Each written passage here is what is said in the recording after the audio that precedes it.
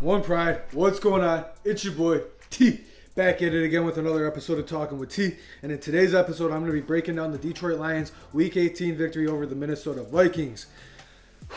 We advanced to 12-5 on the season, division champs. If you want to go all the way back to the preseason and check out my season predictions, you don't have to watch the video, but you can see that I predicted the Detroit Lions to go 12-5 and win the division. I'm not trying to toot my own horn, but let's go, baby. 12-5 and the division champs. Now let's go win a playoff game. I'm super excited about this team going into the playoffs, but we need to win this playoff game, and we're going to talk more about that later in the week. But this playoff game means so much for this team. We can't accomplish all this in the regular season and then go in the playoffs and not win a game. We need to win this playoff game at home, whether it be Saturday, Sunday, or Monday. Wherever we're playing next week, we need to win that football game.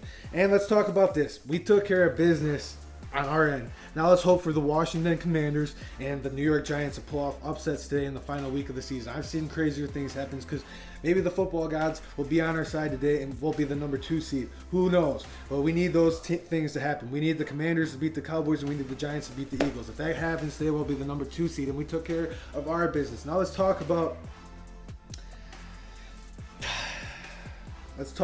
this game today. I'm a little frustrated with the injuries that happened. No, I wasn't saying Dan Campbell should have benched everybody. I'm glad he actually played the starters, but it's unfortunate that in Week 18, going into the playoffs, we sustained a key injury, 2 key injuries, honestly, on the offensive side of the ball. Sam Laporta's, I'm praying. I'm no doctor, so don't take my word for it, but it looked like it was a hyperextension. I'm praying it's not a torn MCL or ACL, because we need him going into the playoffs. And congratulations to Sam Laporta for setting the rookie record. I'm pretty sure he set it in yard, touchdowns, and receptions. Good for you. Congratulations. Now let's talk about Kalif Raymond. I thought Kalif Raymond was flipping the field on special teams, and I'm going to talk more about the special teams here in a second. But Kalif Raymond it's an injury that's key to this team.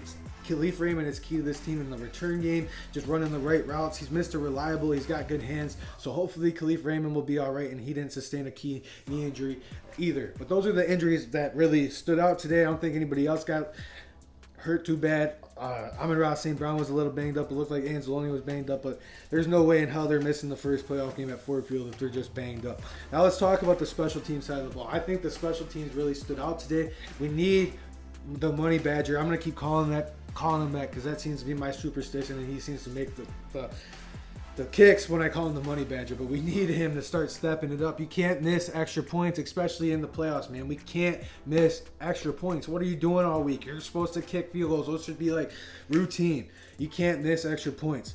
But other than that, he made his field goal. He made all the other extra points. So I'm not going to hate on him too much, but we need that to step up. And I thought Jack Fox played a really good game. I thought, other than the Money Badger missing that extra point, I thought our special teams was on point, and that's going to be huge moving into the playoffs because we're playing complementary football right now. Our defense is playing very well. Our offense is explosive. It can score at any moment, and our special teams was playing very well today. Now let's talk about the defensive side of the ball. I know Nick Mullins threw for a lot, and I know he's got Justin Jefferson and Jordan Addison. These two, if I was back there, I would just be throwing it deep to Justin Jefferson, because Justin Jefferson is the best player on the football field. So anybody that's hating on the Detroit Lions, yes, we should be doubling them right now, but I thought our defense played pretty well today for the circumstances, because all they do back there is Nick Mullins just launches it. Oh, Jefferson's up there somewhere. So I'm not going to hate on our defense too much. Chauncey Gardner-Johnson came back today, got a pick at the end of the game.